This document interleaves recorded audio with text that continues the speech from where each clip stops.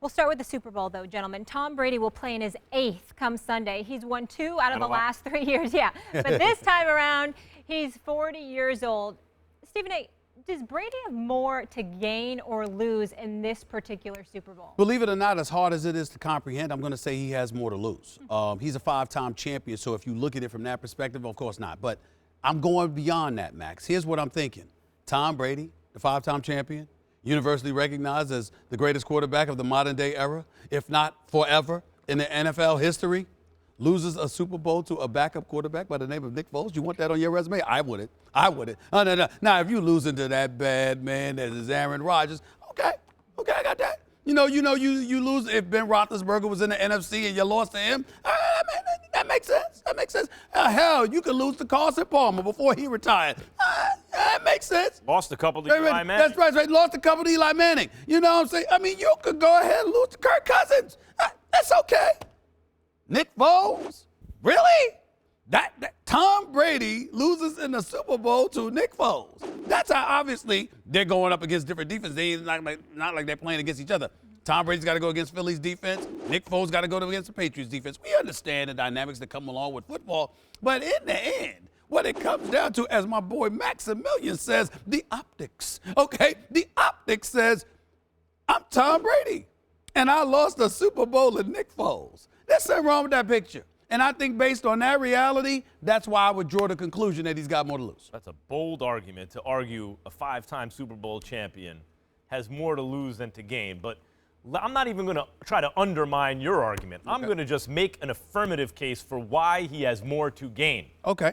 And it is the magic number 6 in American team sports, because Bill Russell won all his championships, in the pre-modern era. Right? It wasn't the modern era, the absorption of the ABA teams in the NBA, three-point shot, however you want to define it. Mm-hmm. It was the old days in black and white where people, we don't really count it anymore, right?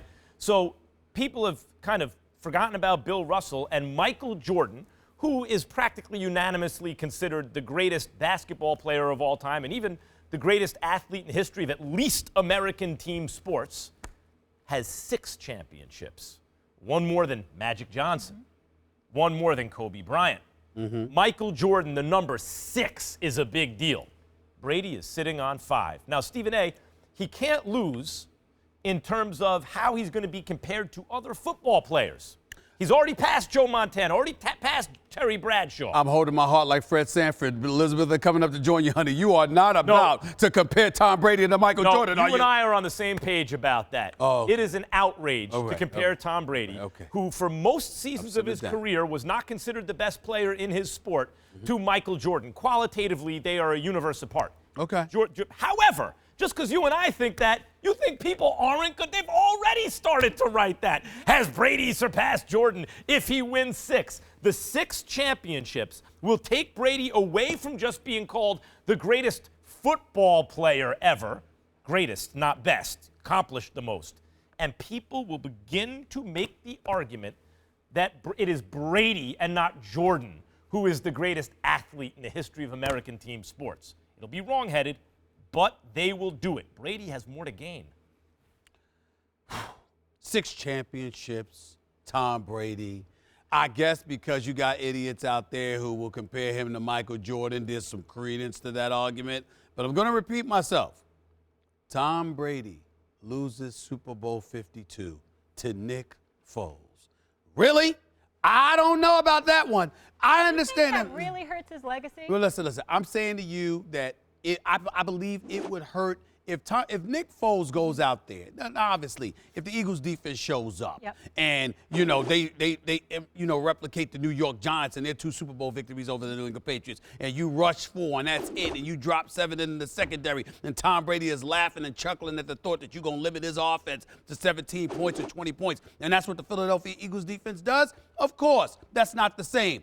But what if Nick Foles goes out there and throws for damn near 400 yards? What if he looks like the second coming of Joe Montana? And what if he outduels Tom Brady? That's a different ballgame, y'all. That's a different ballgame. Nick Foles will get more credit than Tom Brady will get hurt by that. I'm just saying, you could say, yeah, he'd get more credit, but you're sitting there, Tom Brady. It's like, I lost to Nick Foles. In other words, this is all I mean by that. Your best argument. This is all I mean by that. If you are Nick Foles, and you are going up against Tom Brady, and you have gone out there and outperformed Tom Brady, that's a problem. If we're able to look at him and say he just played better than you. Now, if one defense shows up and the other doesn't, that's different.